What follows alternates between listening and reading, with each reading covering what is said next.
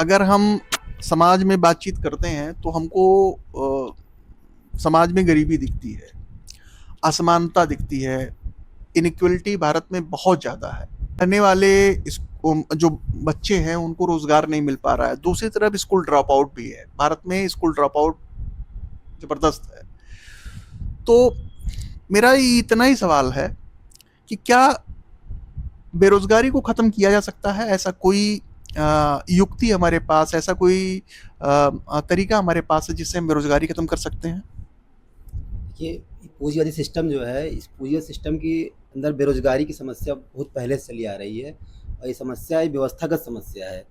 मतलब एक हम बेरोज़गारी की समस्या को हम थोड़ा बहुत हल कर सकते हैं, मतलब कि जो बेरोज़गारी ज़्यादा है, उसको कम कर सकते हैं, लेकिन पूरी तरह से हल करने के लिए हमको एक नई व्यवस्था बनानी पड़ेगी।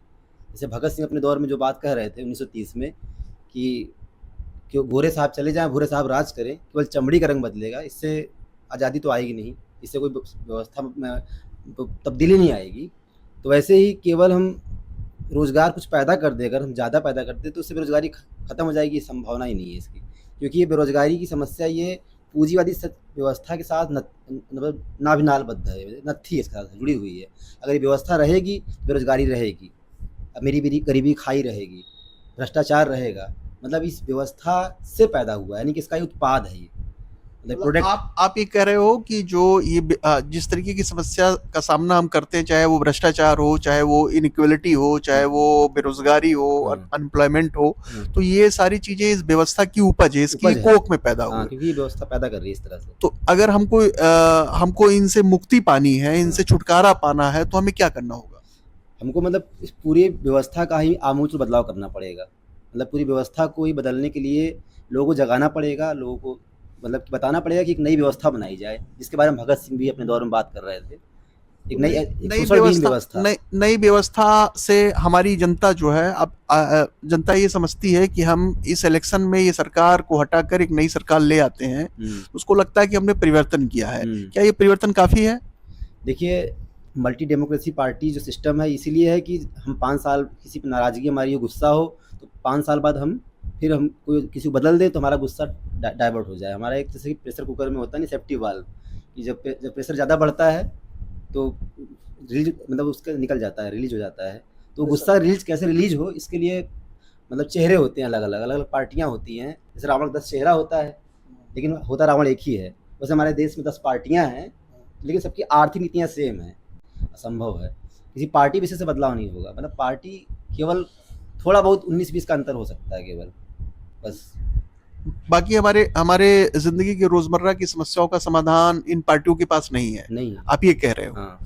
और अगर हम ये सवाल आपसे पूछें कि क्या सामान्य परिवार में पैदा होने वाला राजनीतिक चेतना से लैस एक युवा हुँ। इस सिस्टम में, इस डेमोक्रेसी में, जिसको हम जिस डेमोक्रेसी कहते हैं, चुनाव लड़ने की भी हिम्मत कर सकता है क्या? जिस तरीके से चुनाव मतलब चुनाव में तो अगर 5 लाख लोगों की जो मतलब जनसंख्या है जहाँ रहता है, उनको अपना चेहरा दिखाना चाहे तो भी संभव नहीं है। पर्चा अगर इतना बाँटना चाहे तो संभव नहीं है। अगर वो एक सामान्य घर का है तो उसके लिए ये संभव नहीं कि कुछ हज़ार लोगों तक जा पाए वो। तो उसके पास करोड़ों रुपए, अरबों रुपए होगा तभी वो चुनाव लड़ सकता है। अगर लड़ेगा तो हारेगा, बार-बार हारेगा, कोई फ़ायदा तो होगा नहीं। इसलिए वो लड़ सकता है, तो उसका अधिकार तो है संवैधानिक। लेकिन लड़ के वो जीत जाए या कुछ कर कर पाए, संभव ही नहीं है। पार्लियामेंट में अभी अभी हम लोग इसको पॉलिटिकल वर्क कहा जाए, राजनीतिक काम कहा जाए, तो उनको ऐसा कौन सा राजनीतिक काम करना चाहिए? मतलब कि इस नौजवानों का तो अपने देश के राजनीतिक, आर्थिक, सामाजिक, सांस्कृतिक जो भी परिस्थितियाँ हैं उसका अध्ययन करना चाहिए और अध्ययन के बाद ये निष्कर्ष निकालना चाहिए कि हमें कौन-सा ऐसा रास्ता हो सकता है जिससे कि हम पूरे समाज का बदलाव कर सकते हैं। तो फिलहाल तो हमारे देश में जो अतीत में हम जाएँगे तो हमारे क्रांतिकारी शहीद जो भी हैं उन्होंने बहुत सारे रास्ते बताए हैं। नौजवानों के साथ को हमारे बहुत बड़ी विडंबना है ये कि हमारे देश की बहुत बड़ी आबादी भगत सिंह को नहीं जानती है। भगत सिंह ने एक विकल्प के तौर पे कुछ चीज़ें पेश किया है जो कि मतलब अभी प्रारंभिक तौर पे इन्होंने सोचा था, लेकिन वो परिपक्व कभी होता तो, लेकिन तब तक वो शहीद हो गए। तो हम भगत सिंह को पढ़ते हैं तब भी हम काफ़ी कुछ हमारे सामने एक रास्ता विकल्प खुलेगा।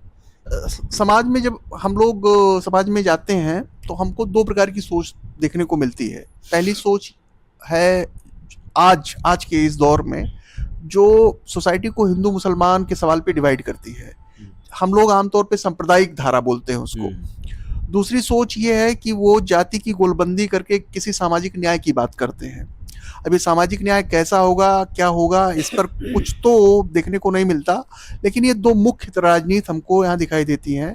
और यूपी के परिप्रेक्ष्य में भी कहें, हम उत्तर प्रदेश के परिप्रेक्ष्य में भी कहें, तो इसी दो राजनीति के बीच में हमारी जो है पूरा समाज डिवाइड है। या तो जाति की गोलबंदी के नाम पर सामाजिक न्याय, या फिर सांप्रदायिकता के आधार पर हिंदू मुसलमान। आपको क्या लगता है कि ये राजनीति क्या हमारे असली सवालों को हल कर सकती है? कभी नहीं कर सकती हल। तो विकल्प क्या है? क्योंकि जैसे कि जाति की राजनीति यानी पहचान की राजनीति या धर्म की राजनीति, यानी कि लोग ये वर्ग चेतना हमारी जो है या जनता की जो वर्ग चेतना को कुंद करने का काम करती है। क्योंकि अगर आप ब्राह्मण महासभा, क्षत्रिय महासभा या तमाम सभाओं को बना लेंगे तो खंड खंड में पूरा बिखर जाएगा। जो छात्रों की आबादी है या मजदूरों की आबादी है वो अलग अलग हिस्सों में बढ़ जाएंगे, खंड खंड में, तो आपस में लड़ते रहेंगे। कभी वो असली सवाल पर उनकी निगाह जाएगी नहीं। यानी कि जो शोषण की जो वजह हैं, जो जिम्मेदार लोग हैं वो दिखेंगे नहीं। उनको दिखेगा कि हमारा असली सवालों को स्थगित करने के लिए आइडेंटिटी का सवाल प्रमुख सवाल बनाया जा रहा है। अच्छा जी। और ये सांप्रदायिकता की राजनीति जो इस दौर में हो रही है उस पर आपका क्या कहना है? ये इसलिए हो रही है कि लोगों को असली सवालों से दूर किया जाए, उनको भटकाया जाए। क्योंकि अंग्रेज भी यही काम करते थे। अंग्रेजों का नारा ही था कि फूट डालो, राज्य करो, डिवाइड एंड रूल्स। उन्होंने प्रयोग करना शुरू किया। 1905 भंग किया, बंगाल को हिस्सों में बांटने का प्रयास किया। फिर उन्होंने हिंदू महासभा और मुस्लिम लीग को सपोर्ट किया, मतलब दोनों को सपोर्ट किया इस रूप में कि वो आपस में लड़े। दोनों को भड़काने का काम किया उसने। और इस रूप में देखिए तो सांप्रदायिक ताकतें खड़ी हुई इतिहास में। वो सांप्रदायिक ताकतें आज 100 साल बाद बहुत ताकतवर हो चुकी हैं और ज़्यादा भयंकर तरीके से लोगों के बीच में जहर बो रही हैं सांप्रदायिकता का। और उस आपका हिंसा क्या है और हिंसा की प्रवृत्ति क्या है, इस पर आपका क्या विचार है? देखिए, अगर हिंसा की बात आई तो गांधी की बात आएगी। तो गांधी जी ने हिंसा के बारे में तो यही कहा है कि कर्म, मन, वचन से चोट पहुंचाना या किसी की इच्छा के विपरीत काम करवाना भी हिंसा है। लेकिन उन्होंने क्या किया? असहयोग आंदोलन किया, सबने अयोग्य आंदोलन किया, भारत छोड़ो आंदोलन किया। तो उन्होंने भी अहिंसा का धर्म नहीं पालन किया, उन्होंने हिंसा ही किया। तो अन्याय के खिलाफ अगर हम लड़ते हैं तो ये हिंसा नहीं है। ये हम अपनी आज़ादी के लिए लड़ते तो हिंसा नहीं है। लेकिन जो भी इस तरह के प्रगतिशील या जनवादी संगठन हैं वो अगर लड़ रहे हैं तो हिंसा नहीं कर रहे हैं। हिंसा है क्या? हिंसा मतलब कि अपने फायदे के लिए, मतलब कुछ एक व्यक्ति विशेष या एक समूह अपने फायदे के लिए किसी को नुकसान पहुंचाता है अपने व्यक्तिगत फायदे के लिए, तो हिंसा है वो। इसको उदाहरण के साथ समझाएंगे आप? जैसे कि मान लीजिए कि राज्य स्टेट है तो वो हिंसा करती है, मतलब हिंसा वो करती है लेकिन दिखाती है कि हम न्याय कर रहे हैं। मतलब कैसे हिंसा करती जैसे कि अभी स्टेट कैसे हिंसा करती है? जैसे अभी बीएचयू में एक लड़की प्राची को, मतलब कि जैसे उसके बारे में आपने शायद पढ़ा हो, शायद सुना हो कि प्राची जो है वो उसको दिक्कत हुई, थोड़ा बीमार हुई उसको, और उसको इलाज की ज़रूरत थी।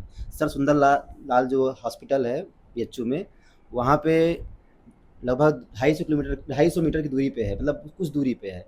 एम्बुलेंस के लिए बात की गई कि एम्बुलेंस आ जाए, उसको बहुत इमरजेंसी है और कुछ भी हो सकता है। लेकिन उस एम्बुलेंस आने में आधे घंटे 1 घंटा लग गया और उसकी मौत हो गई। वहाँ पे हम एक साथी हैं, वहाँ दिशा छात्र संगठन काम करता है, तो वहाँ पे एक साथी अमित हैं और कुछ और साथी थे। वो लोग इसको लेके घेराव किए विश्वविद्यालय का कि भाई ये लापरवाही हुई है, ये हुआ है, मतलब इसमें जो है देरी हुई है, ये हत्या हुई है, असल में ये लड़की बच सकती थी। लेकिन ये तो उल्टे जो है उस लड़की को न्याय दिलाने के बजाय या इस बात को कि गलत हुआ है, हमारे साथी को ही गिरफ्तार कर लिया गया। मतलब कोई अन्याय खिलाफ, अगर गलत चीज़ खिलाफ अगर बोल रहा है तो उल्टे ही उसको जेल में डाल दिया गया है। तो ये क्या है? ये मतलब कि अगर ये हिंसा नहीं तो क्या है? ये हिंसा है। हिंसा यही है, मतलब अगर बिना, तो ये तो हर ताकतवर तबका करता है। हाँ, तो ये हिंसा ही है एक तरह की। तो यानी ये माना जाए कि हिंसा जो है ताकतवर तबके का प्रिविलेज है। हाँ है। और तो यही तो कहा जाता है कि जहां जहां पे भी कम्युनिस्ट पार्टियों का शासन आया तो वहां पर वो ज्यादा हिंसक हुए। मतलब पश्चिमी बंगाल का उदाहरण है, पश्चिम बंगाल में सिंगूर नंदीग्राम का उदाहरण है। तो और उसके बाद जो है स्टालिन के बारे में पूरी दुनिया में यही प्रचारित है कि वो ज़्यादा हिंसक रहे अपने विरोधियों को, चाहे वो उनके साथ उनके मंत्रिमंडल के लोग ही क्यों ना हो। तो ये तो आरोप जो है हर सत्ता के साथ में चिपक ही जाता है। मतलब राज्य सत्ता अगर हिंसा करे तो वो कानूनी कार्रवाई कर रही है, और अगर लोग जनता अगर कुछ अपने अधिकारों को लड़े तो हिंसा कर रही है, वो तोड़-फोड़ कर रही है। तो मतलब ये राज्य सत्ता या सरकारें जो दिखाना चाहती हैं वही लोग देखते हैं, वही समझते हैं। लेकिन हमको साफ करना पड़ेगा ना कि सही क्या है, गलत क्या है। तो अन्याय के खिलाफ विद्रोह न्याय संगत है। तो अगर विद्रोह एक अलग चीज़ है, अब विद्रोह को आप हिंसा में बदल दीजिए, उसको आप पर्यायवाची इसका हिंसा बना दीजिए, तो हिंसा कही जाएगी वो। जैसे जैसे अभी दिल्ली में जो दंगे हुए एनआरसी प्रोटेस्ट के बाद, उसमें तमाम गिरफ्तारियां हुई, और चाहे वो उमर खालिद हो, शर्जील इमाम हो, आप देखिए उन सबको जेल हुई। उनके ऊपर आरोप क्या है? उनके ऊपर आरोप ये है कि इन सब दंगों के लिए जिम्मेदार है। तो जबकि उनके भाषण में, अगर आप उनके भाषण को सुने तो आमतौर पे लगता नहीं है कि वो इस तरीके की भाषा का इस्तेमाल कर रहे हैं, लेकिन स्टेट कह रही है कि वो हिंसक है। तो हमेशा ये देखा गया है कि जो स्टेट होती है ना, वो तय करती है कि हिंसा क्या है। सही। हिंसा की परिभाषा हमेशा जो है वो ताकतवर तबका तय करता है। सही।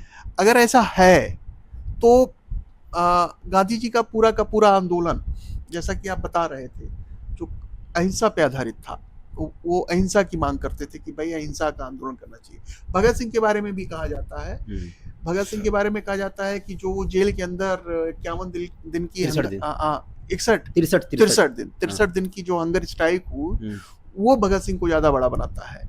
तो इससे लगता है कि आपका विचार ज्यादातर लोगों तक कैसे पहुंचे, उसके लिए जो आपका टैक्टिस है वो ज्यादा इम्पोर्टेंट है बनिस्बत गोली चला देना या बम फोड़ देना। तो यहाँ पर भी एक बड़ा कंफ्यूजन क्रिएट होता है कि आखिर में हिंसा हम किसको समझें। प्रतिरोध के तमाम तरीके हैं, लेकिन वो हिंसक तरीका कब बन जाता है और अहिंसक कब तक रहता है, इसके बीच में जो लकीर है वो लकीर बड़ी अस्पष्ट नजर आती है। भगत सिंह का एक लेख है बम का दर्शन, तो उसमें काफ़ी कुछ अगर पढ़ा जाएगा तो उससे काफ़ी क्लियर होगी, क्योंकि गांधी जी ने 1930 में लिखा था लेख यंग इंडिया, कल्ट ऑफ बम लिखा था यंग इंडिया अखबार में। तो उन्होंने तो उसमें कल्ट ऑफ बम में जो है लिखा है गांधी जी ने कि ये जो क्रांतिकारी हैं ये पथभ्रष्ट हो गए हैं, ये विध्वंसक हो गए हैं, ये निर्माण नहीं, ये विध्वंस कर रहे हैं। क्योंकि उसी दौर में वायसराय को मारने का प्लान किया क्रांतिकारी, वो बच गया था। तो यानी कि हिंसा की कार्रवाई क्रांतिकारी की है और एक अंग्रेज को मारने का प्रयास किया, वो बच गया। तो बहुत क्षुब्ध नाराज होकर उन्होंने लिखा था कल्ट ऑफ बम 1930 में। तो भगत सिंह ने जेल में रहते हुए उसका जवाब लिखा था फिलॉसफी ऑफ बम, बम का दर्शन। तो उन्होंने हिंसा और अहिंसा के पूरे सवालों को लेके ठीक से लिखा है। तो मुझे लगता है कि वो पढ़ा जाएगा तो काफ़ी कुछ क्लियर होगा। ठीक है, धन्यवाद विकास जी। और